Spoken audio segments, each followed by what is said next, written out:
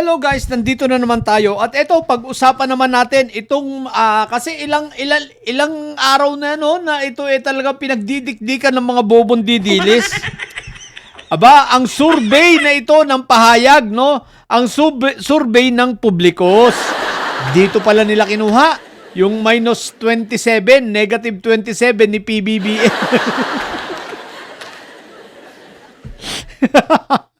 Okay, nakakatawa, di ba? Mga bobong didilis, sino ba nag-survey? Tingnan nyo nga, Publikos. Sino ba may-ari ng Publikos? Di si Malutikiyot. Sino ba si Malutikiyot? Di ba aso ni Inday Sayad? O di ba? Obvious naman, tatanga-tanga lang kayo. Pwede ba? Kumuha naman kayo ng mga survey firm na maayos. Doon kayo magbe-base sa mga survey firm na hindi bayad, no? Yung mga survey firm na kagaya ng RPMD, kagaya ng Okta Research, ganyan. Hindi yung Publikos. Hayagan na nga si Malutikiyot na nagsasabing supporter siya ni Fentaboy. Pinagtatanggol si Inday Sayad. Tapos ang guesting lagi niya, SMNI. Tapos sasabihin nyo, natural, ganyan talaga. Kung kami kaya ang gumawa ng survey, naku po. Buti na lang hindi namin gawain ng mga ganyan, no? Pero tatanga-tanga kayo, no? O sige na, pero pagbigyan ko na nga kayo, mga hinayo pa kayo. Tandaan nyo sa mga hindi po nakakalam, ang Publikos Asia ay pag-aari ni Malutikiyot. Si Malutikiyot po, ito yung laging yung mukhang lelechoning yobab. Yung malaki ang ilong, yung galit na galit kay Auntie Claire. Okay? So, siya po ang may-ari niyan ng Publikos Asia. Okay? Tapos, sa kanya kayo kukuha ng survey. Aso ni Inday Sayad yun. Tatanga-tanga itong mga didilis na to. Tapos, asa pa kayo, ipagmamalaki nyo pa. Ang tanga ng mga didilis. Kukuha lang ng survey firm at ipagmamalaki. Publikos pa. Parang gumawa lang ng sarili nila survey, no? Ang tatanga nyo! Eto, sige na nga. Pagbigyan na lang natin. Sige, ganito na lang. Sige, minus 27. Negative 27 na si PBBM. Pero ang tanong, anong silbi niyan? Mapapababa nyo ba si PBBM? Negative 27, pero hanggang 2028, presidente pa rin si PBBM. Ang tanong, tatakbo ba siya ulit sa pagka-presidente? Natural, hindi. Dahil bawal. So, ano silbi niyan? Patataasin niyo ang optics ni Inday Sayad. Si Inday Sayad, lusaw na. Damaged goods. May impeachment trial na kinaharap at hindi kayang harapin at panagutan. Pangalawa, si Inday Sayad, may kaso pang plunder na kakaharapin. Di ba? Tatakas. Tsaka si Inday Sayad din yung kita nyo naman, itok-itok, saltek. May sayad, di ba ga?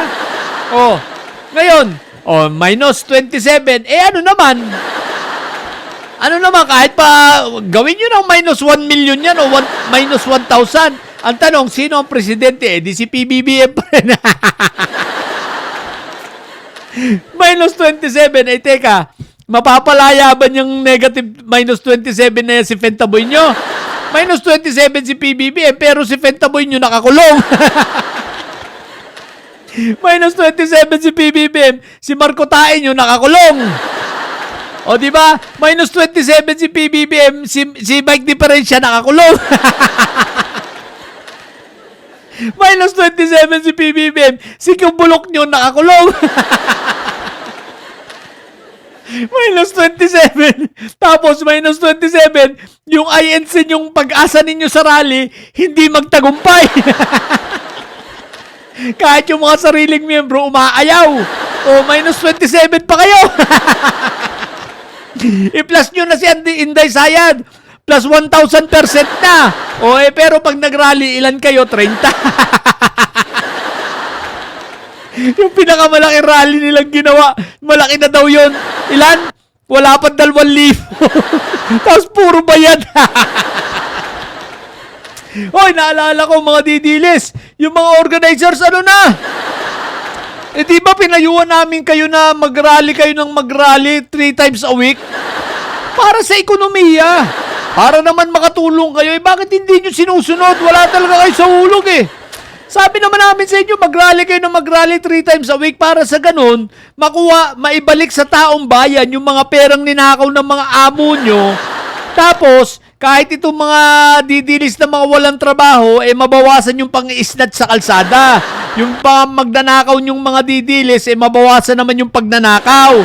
'Di ba? At para naman yung pera ay tumakbo, bayaran ninyo. Kaya wag yung bayaran ng 150, bigyan nyo man lang kahit 500. Eh ginagawa nyo 150. Kinakanapan ng mga organizers eh. So ipagpatuloy nyo 3 times a week. Kung gusto nyo nga, kahit araw-arawin na ninyo eh. Diba? Kaya lang, may pakiusap lang kami. Linisin nyo naman yung pinagralihan nyo pagkatapos. Hindi yung obvious naman na nanabutahe kayo. Na para pag umulan, magkakaroon ng baha kasi yung mga basura nyong iniiwan, babara sa mga, kanal, diba? Sa mga drainage natin. Huwag naman ganon.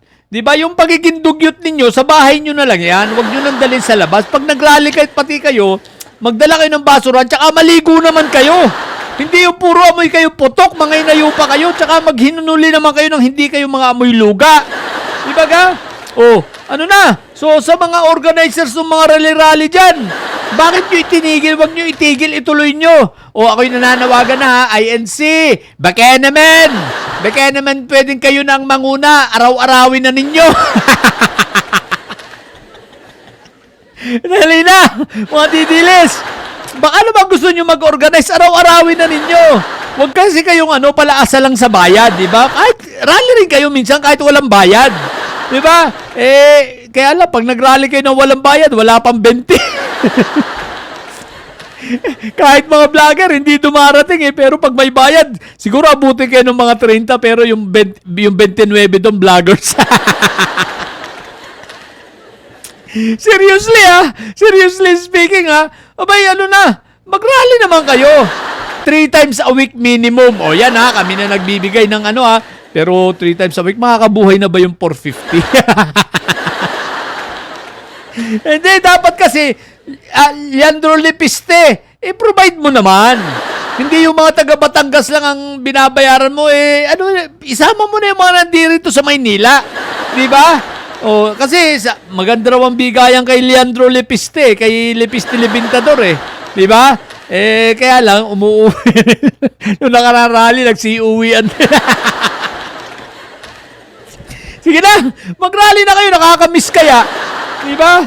Wala kaming pagtawanan So, mag-rally kayo mga didilis Gawin nyo ng 3 times a week. INC, mga iglesia ng kulto, baka naman pangunahan nyo na ito. Wag na kayong one time big time na yan. Yung big one na yan, wag na yan. Dami nyo ng kabi big one na yan. Mag-rally na lang kayo, thrice a week, ganon. What the heck? So, yun lang. Minus 27 na ang nag-survey si Malutikiyot. Ang bobo ng mga inayupak na ito. Yun lang. Sa mga bobot didilis na yan, manatili kayo mga bobot may sayad, lugain. Manatili kayo mga may sayad sa may sayad. Laging high blood. Minus 27. Bye!